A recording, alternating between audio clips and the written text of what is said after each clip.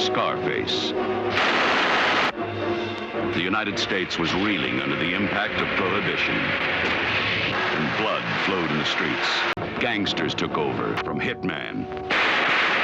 That was a fine job, Tony. Remember, that's only chicken feed. You've stepped into big company. To gang boss. This is the story of Scarface Tony Carmonte, his lust for fancy women. Don't work too hard. I just finish up tonight. Now I play a while.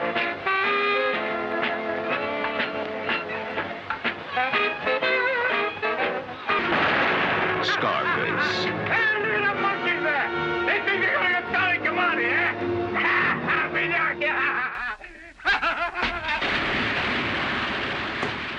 Hello, everyone. My name is Justin. I'm joined here with my colleagues Bryan and Dahlia, and we are going to be welcome back to another episode of the Film Fetishist podcast. This week we're going to be talking about the 1932 film Scarface, directed by Howard Hawks, and the 1947 film T-Men, directed by Anthony Mann.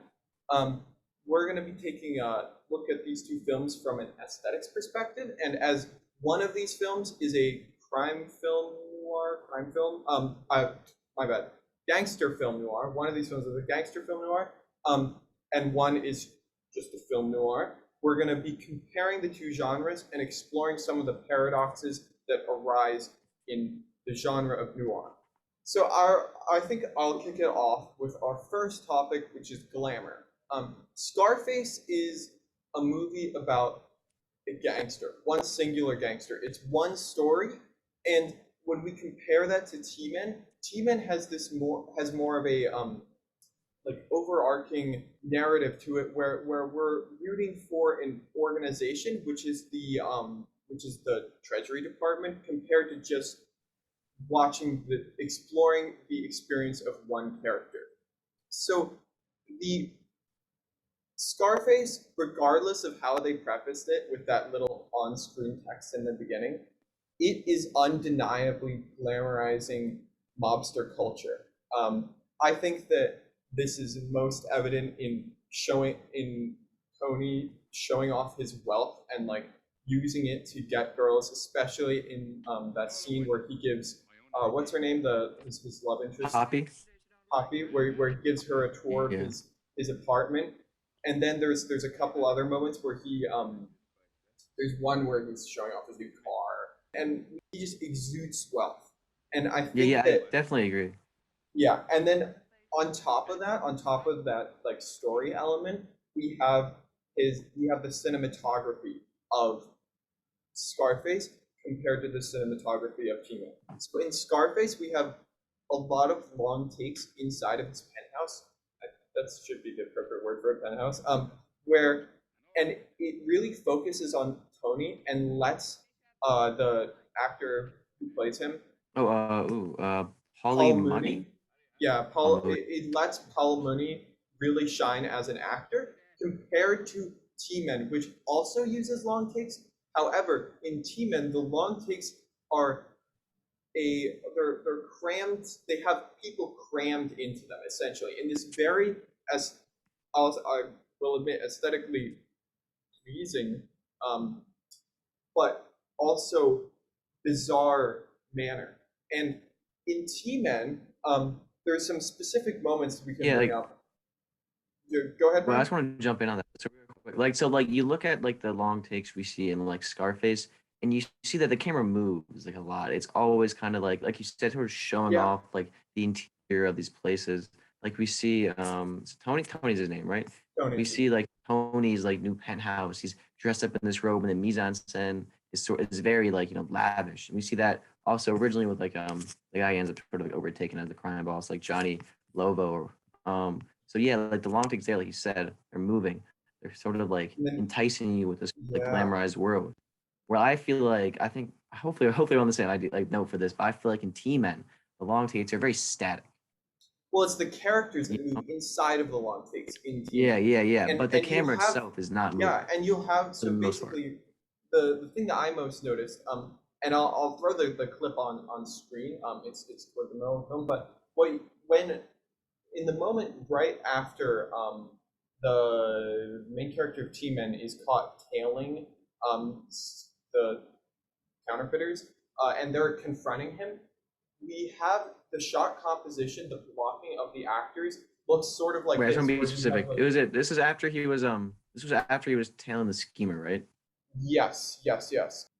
So in that scene, you have a good example of this stylistic choice that T-Man has, where we have like one character that's like this, then we have a second character that's like this in the screen, and then we have another character that's over here, and then they all move together in the screen instead of moving the camera. So what you end up with is this less of a spatial sense of the area and more of this like aesthetic experience that you get, and it highlights that this is a group of people instead of one individual.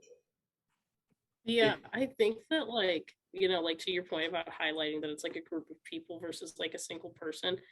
I think that like specifically that scene of like Tony in his penthouse is kind of like to show off that like like he's the main guy, kind of like rich and wealthy and has all these things. Well, as like the static camera with like the framing of the several different people and team, and kind of shows like the just kind of shows like the group effort, I guess, that this gang is like taking on for like their crime syndicate. And I think that like the framing of the shot really like shows how it's like how in the film it's very much a group as opposed to like one person or maybe two people. And then on top of that, in Scarface, I think that the cinematography, the camera moving and panning around the room, showing the room, establishes a sense of ownership of the room for Tony. So it's very clear that this is Tony's belongings, and that we can kind of look freely around it. And he's earned this. This is all his. Whereas the staticness of the T-Men shots don't show the environment the way that it would if they were moving. They're more focused on the characters, and that's, I think, reflective of noir compared to gangster movies, because in noir we're more focused on individual characters and the psychology involved in these characters' actions. And then in the gangster movies, we have this much more superficial, money hungry motive with characters that aren't as complex and deep. The side characters, that aren't as complex and deep, and then one main character that we become very close to. And that also can be related to all these senseless killings that we see Tony do in Scarface. So when Tony is slaughtering people, we aren't rooting for him by any means, but somehow I felt disconnected from the murders. I didn't feel as empathetic towards the victims of his crimes than I did while watching the misfortunes in T-Men. I think that is part of this glamour aspect that we're getting at. And again, despite them wanting to condone violence and I guess also wanting to get their film shown, like I do think that there is this almost there's a higher moral standing. Like the characters in the writers of noir want to push their moral motives, like their kind of judgments onto us, and in gangster movies and in Scarface want to tell this like engaging kind of lustful story that we wish we could take part in, but in reality we never would actually want to do. Yeah, like, I hear what you're saying, but the way like that I kind of see like a lot of the visuals, a lot of the long takes like used in T-Men is sort of like very deeply connected to sort of like the facade these characters are putting on. Like, because the film is largely built around the tension between whether they're going to be discovered, or their real identities are going to be discovered, or they're going to get away with what they're trying to do. And I feel like this is there's a very good like example of this, and it's sort of it's a long take again, like we say, it's sort of like a static one where we see like Dennis O'Brien After he realizes he's informed by like his fellow like treasury department, like fellow police people, that like the metal plates he has or whatever, they're going to like be discovered as like not actually his, or like his identity is going to be made as like a treasury guy. And so he comes into the scene with the other characters, and there's this sort of like long take, just him like sitting there, sort of moving back and forth in the screen. And I'm sure we'll put this on the screen for us, but like just a scene like that, it's like everything is structured around the tension, because that's sort of like what makes noir very different from like gangster films. It's a suspense because like you said, there's noir and noir relies on suspense, and whereas gangster movies are very action packed. And like the Tommy gun is perfectly represented that. I'm sorry, I didn't mean to cut you off. What were you saying, Dahlia? Fine. I think that like for me like you said, it's action, and I feel like it's also like the sense of like fear that like is conveyed through like these shots of like gangster films, because I feel like a lot of people, especially like the viewers, are like scared of like this idea of like mobsters and like like gangsters coming in like doing these things in the night. And that's kind of like the fear is kind of like conveyed the same way that the tension in noir is conveyed through like the shot styles.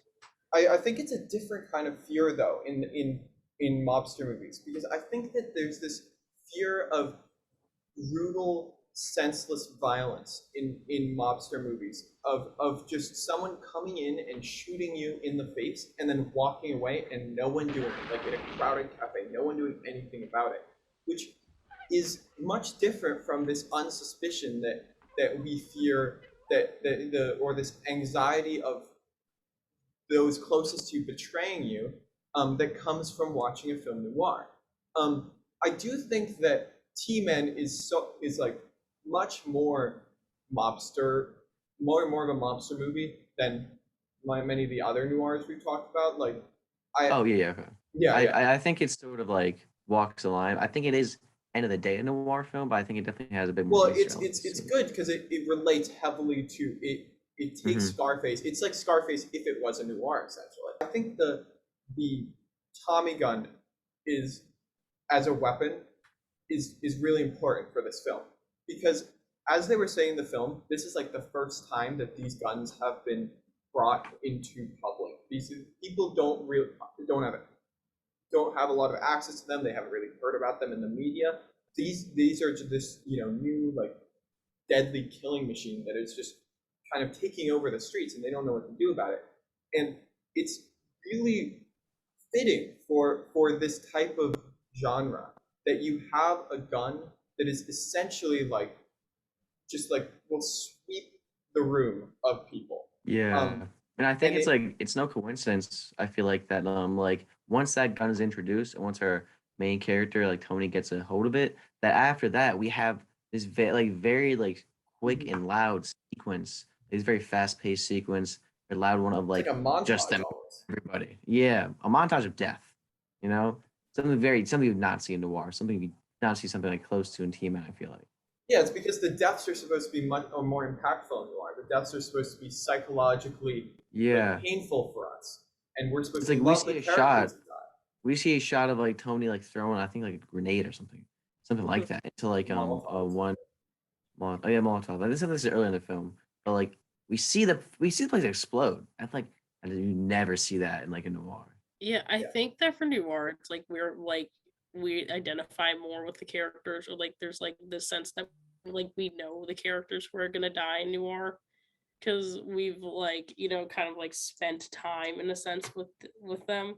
Well, exactly. Like in these like gangster movies, they're just killing random people, so that's why it's not like the same level of like, I mean, it's fear that it could happen to you, that it could be you, but it's more psychologically scary to have the thought that like it's someone that exactly, because it's not just a murder, it's a betrayal. It's like it's a betrayal. And like there's like familial betrayal kind of like in like these gangster movies, but it's kind of like especially in Scarface. Especially in Scarface, but that's also like something that's very different, like from like the noir betrayal, because like friends versus family is arguably more terrifying, because like imagine that being like your cousin or your brother or someone that you've grown up with doing that to you.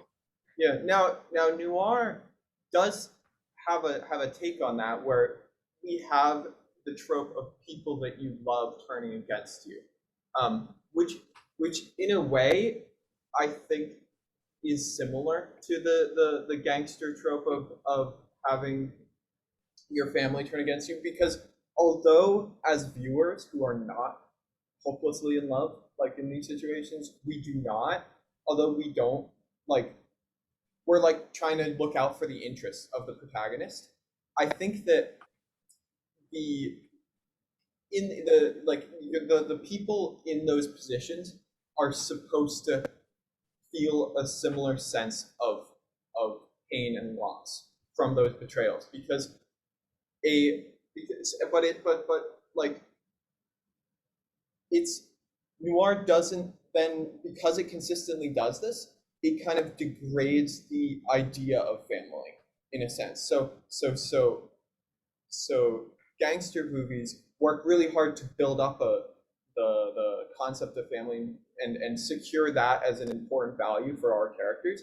Whereas noir has a lot of characters that do make questionable decisions regarding their families, like they are disowned or whatever, and then they end up being betrayed by the woman they love, usually in the case with the femme fatales, and then that leads to it's very similar, I think, to the noir, to the mob family betrayal trope.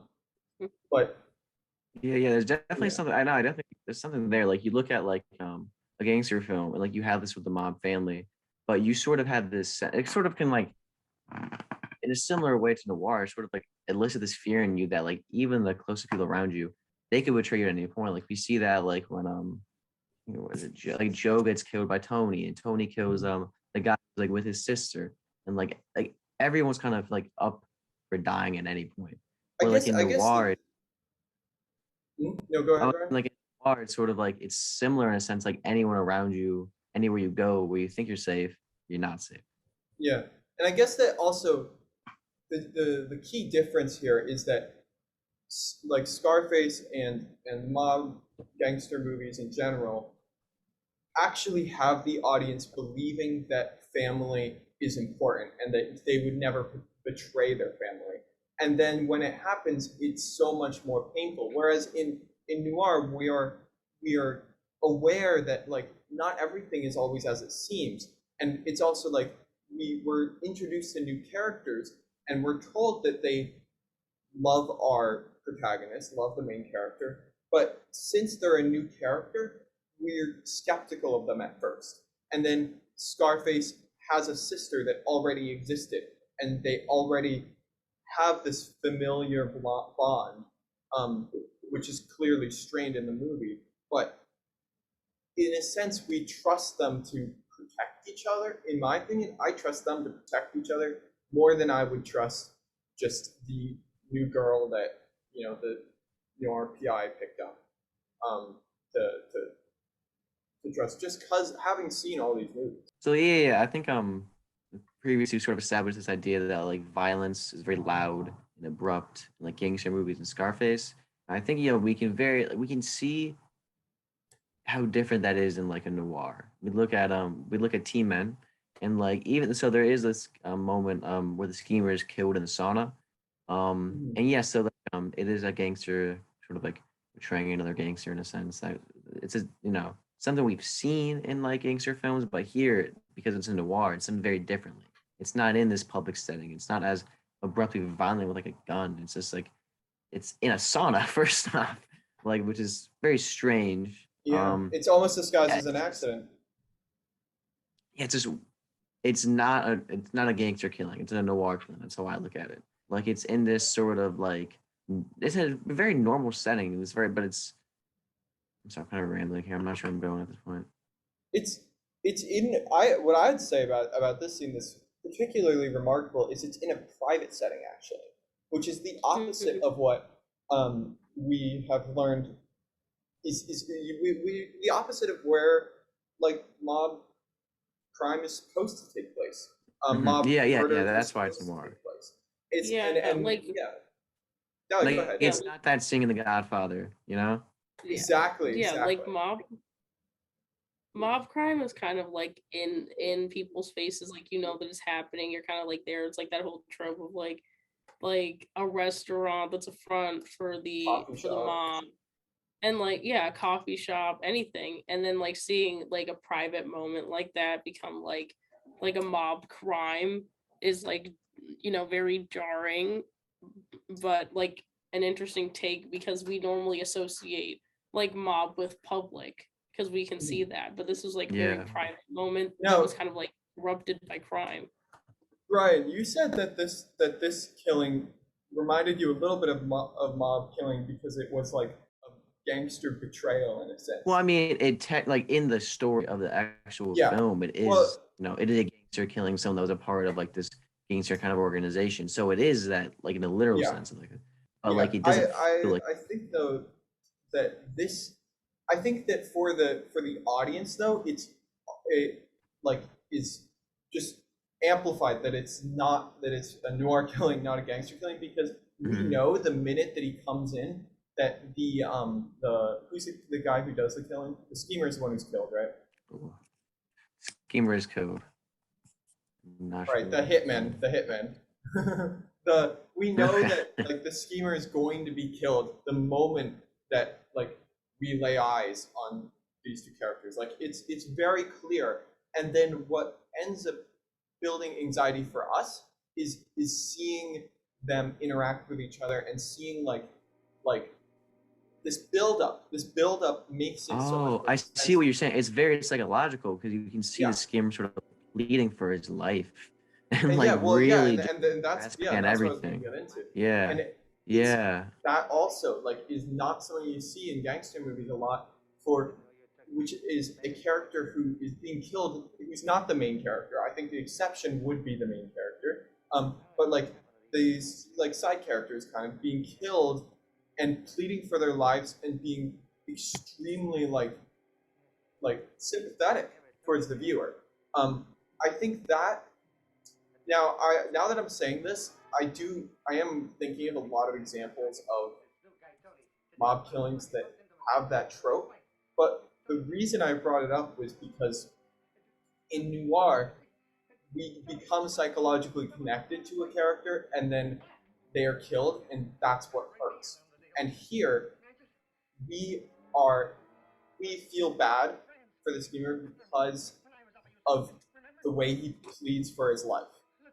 I think, and I think that's much different to I think Scarface. it's also like just how unaffected like the guy doing the Yeah. killing is, which is like his like stone cold like unemotional killing. That's what's kind of horrifying there. Well, here's the thing: are we going to be comparing it to Scarface? I think is different from comparing it to gangster movies overall, because in Hmm. Scarface, there's this theme of killing people and just like doing it and it being done and it being done with like in this like loud spectacular drive-by, but not seeing the aftermath, not having to dwell on like their families and the tragedy of it. And then we're greeted with in T-Men with a killing that reminds us for a second that this is an actual person. um and then the thing is though, we talked about If you're saying that, like our main character is wait, what the frick is his name? So yeah, like O'Brien, like so we see his partner like Tony, the other team man, we see him get killed, and like in sort of a noir sort of gangster kind of fashion where like we don't really see the violence of it. We know he gets shot, but we kind of just we see O'Brien's reaction to it, and like and even that scene itself, trying to remind him though, like he has a wife in that scene, which is sad. And then, but it's still in sort of a noir way. That scene, even though there's someone getting killed, it's still playing on this like that hermetic crime, like the lie that these two treasury guys are trying to like deceive with the gangsters with. That's where a lot of the tensions around. Like, and we even see Tony not reveal like he continues that lie even when he's killed, which I just found like really kind of It's focused on, these killings are focused on the impact of the killing and not the killing itself. So they're done off screen in T-Men, impact. whereas in Justin, we Scarface, can't my say bad. impact. My bad. Yeah, the Mage. effect of the killing. But then in like in Scarface, we actually see them being shot, and what's alluring almost in like a sick way is the special effects of it. Like it looks well. It's well done. It's just there's nothing more to say. Like it's shot well. It's, you know, there's good practical effects. I don't know how they made bullet holes in the wall in 1932, but like the point is, we don't really get a chance to think about the people behind the bullets, which is different from T-Men, which makes us think about that quite a bit, actually. Yeah, I was like gonna say, like, you know, to like the point about like thinking about the people behind the bullets. Like, I feel like it's like we in noir crime kind of like identify with the hard boiled detective in a sense as like people, because it's like very personal. They're like very personable people as opposed to like mobsters who are just kind of like assholes. So But at the it's same like time, that they're sexy and seductive. they're sexy and seductive assholes. Like, you know, if that's the word choice we want to go with, just Well, like and I think that like kind of adds on to like the way that like viewers or like we as a people like perceive them, especially through film. You know, because I feel like if I saw if I was like with the hard boiled detective, I'd be like, they're kind of cool. And if I was with the mobster, I'd be like, this guy's kind of a dickhead. And for what reason? Like, he might be attractive, but like, for why? well, Either way. Fair. The yeah. noir PI can kind of a dickhead too. Yeah, but in a different way. But it's in a more like modern lens. The noir. I think that in the time the noir PI is less of a dickhead if you're watching it in the 30s. He might You know? be more of a gentleman than the mobster. Yeah. Yeah, oh, for sure. I mean, that's the whole idea, is that the noir PI is a gentleman and the mobster is not, and the mobster is like a bad boy, Yeah. right? Yeah. I also think that the mobsters are more of this guilty pleasure kind of like, it's like a fantasy. A mobster lifestyle is more of a fantasy than a PI lifestyle. A mobster lifestyle is what the people watching this wish they could have, compared to the PI lifestyle, which is like what the PI lifestyle, which is what maybe they would settle for. Like it's, and that then also is like well, the noir further. PI sort of like always they're always down on their luck, versus like yeah, that's what I was gonna say. That's what there always like a downward kind of angle, like kind like of spiral, depressed. versus like the mobster. That kind of made mobsters, I feel like, is always trying to like ascend more. Yeah, no, mobster movies are like a crescendo until they reach their peak, and then like everything collapses. And exactly. and then noir detectives want to have a sustainable lifestyle. Like, noir detectives think in the future, and that's why they're always getting married. Whereas you probably wouldn't see like mobsters like, you know, just getting married and then actually staying married for like 50 years. Like that wouldn't happen in the movie. It would be out of character. So yeah, especially in this film. Having compared these two, like essentially the two protagonists, I think that, like, to me, what stands out most is the personal story versus the more collective story of T-Men. And again, like we said this before, but I think that the long takes the long takes are like applied to both of them, but serve vastly different purposes. And I think that's what, you know, makes that's what makes these two movies so good to compare next to each other, because they use the same formal elements, but they apply them to different genres in this very what's the word, like nuanced way, I guess. Um, we did actually mention one thing in our prep for this, which was the ending, and which I think is a good note to end on for the podcast.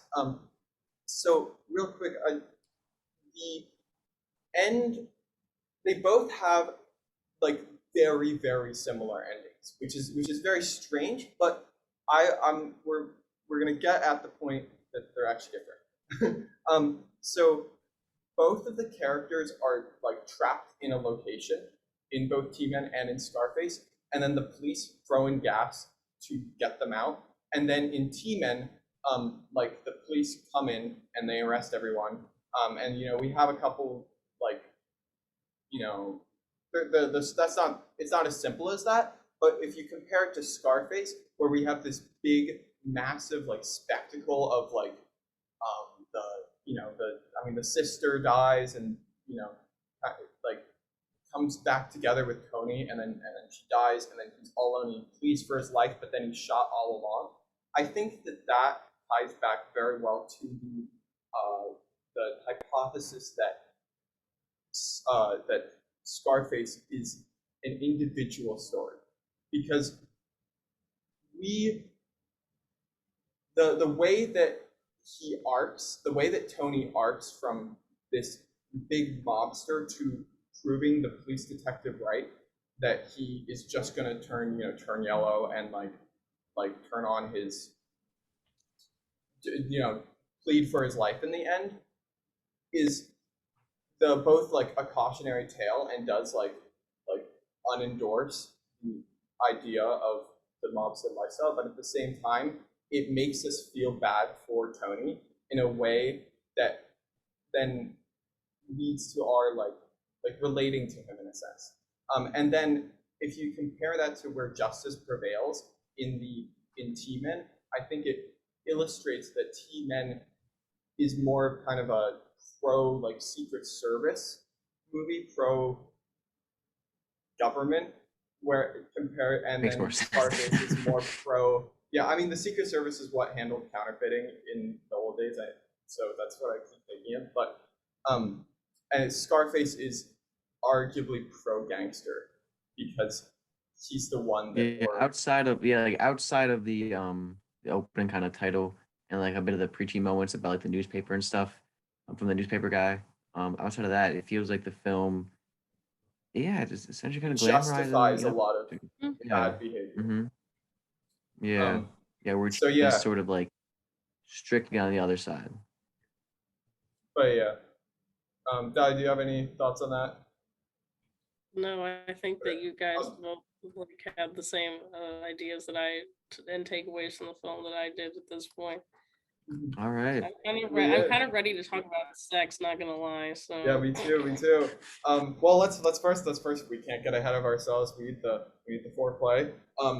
First, thank you so much for watching this week. We had so much fun watching these two movies, T-Men and Scarface, and we're very excited to be back together next week and discuss whatever you, our Lord and Savior, has decreed.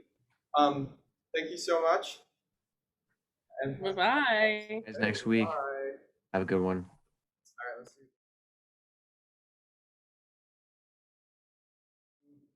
see. So, big question we got to ask every week: who had a fetish? I think is a very the mobsters are all gay. They're homoerotic. I think they're having gay orgies. I don't want to hear anything else from anyone. Other? I have decreed it. Okay. All right. Well, I think we look at what's her name? Tony's sister in Scarface. I think she likes being controlled. Maybe. Or she likes the dynamic. She likes the dynamic with her brother. Well, I don't think she likes I think she is secretly maybe a little attracted to her brother, and that's why she keeps hanging out with her brother's friends, and that's why she keeps like going after the people the brother doesn't want. And then, or does she kind of likes the danger? Yeah, of like her brother, like being on the verge of killing her. Yeah, she might like the thrill of that. So she's fucking weird stuff. Boys, I think it's really that we're talking about fetishes. It's very interesting that there's a priest behind Bryan today. his He's father come right to there. he's come to bless us. You know, after all of this talk that we're having about sex and orgies and Violence and homoeroticism. death. Yeah. Father, yeah. come bless us. All right. Well, Bless us. I think He's that's it. coming to bless us. Oh, he's coming. Oh, there we go. Thank you, Father. Thank you. Thank you. Anybody Hugh. else have any fetishisms Last minute bullshit. T-Men? Anything in there? I think that I think they like being like these identities out their own. I think they like the thrill of like they're I not doing it think for that being Jane married. might be an undercover lesbian. Not Who? Jane. Diane. Who's Diane? What is her fucking name? The lady, the girl who I have the actress's name in my head. And Diane it's played Jane. by. Yeah. that's It's Brian's job Diane. to say Diane We're played by cutting that Jane. weird now. Well, anyway, what would your hypothesis is that her fetish is being a lesbian? That seems. I think she's a I just think that like A fetish? no, I don't think No. that that's a fetish. I just think that she's a lesbian. It's fair. I just think that she's queer coded. Not gonna lie. I just think like the T-Men. I think they like the thrill of like, not of this. I don't know. Yeah. Well, anyway, that Yeah. does it for Yeah. this week. Thank you so much for watching, and we will see you later. Bye.